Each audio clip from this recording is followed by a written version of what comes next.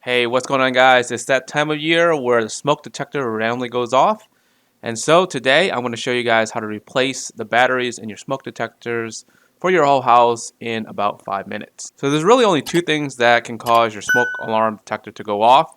One, the battery is low, or two, there's actually a fire in your house. So assuming there's no smoke or fire in your house, most likely it's going to be the battery being low or the battery is about to die. The quickest way to see if it is the battery issue is looking under the smoke detector and checking the LED there. It should be a solid green if the battery is good, but if it's blinking green, that means the battery is about to die. And the other obvious thing is if it's beeping at you or making an alarm, then you know it needs a battery replacement. So in my house, I have 6 smoke detectors. 2 of them are blinking green, so they need to be replaced. And it was like last week where I heard a beeping noise, so that was the other indicator that it was time to replace the battery. To replace the batteries, you'll need 2 things. You need a 6-foot ladder. Any 6-foot ladder would do.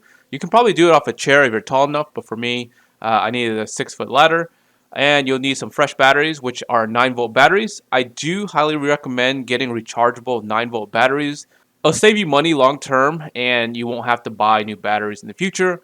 I'll do a cost breakdown of a rechargeable battery versus a non-rechargeable battery at the end of the video. So stick around for that so I can justify the ROI or the return on investment on a rechargeable battery. So getting up to the smoke detector here, there should be a tab on the side of the smoke detector.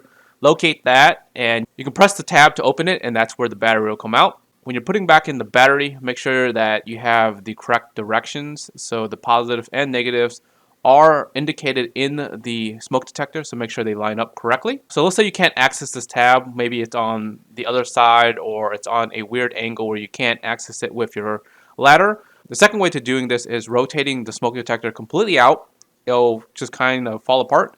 Then you can kind of go to the tab, remove the battery, and then screw in the smoke detector back in. And the last thing we're going to do is check the light, make sure it's a solid green, and use the test button that's under the smoke detector. By pressing the test button, it should alarm all the smoke detectors in the house, so all of them should go off one by one. So if you have 6 smoke detectors in your house, you should hear 6 beeps. If you have 2, you should hear 2, etc., etc.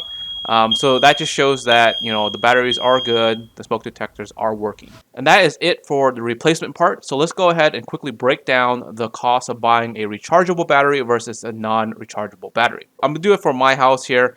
Buying 8 batteries and a charger costs $42, which comes out to be $5.25 a battery. So in my case, I would need 6 batteries, and it will cost me $32 to buy the rechargeable battery.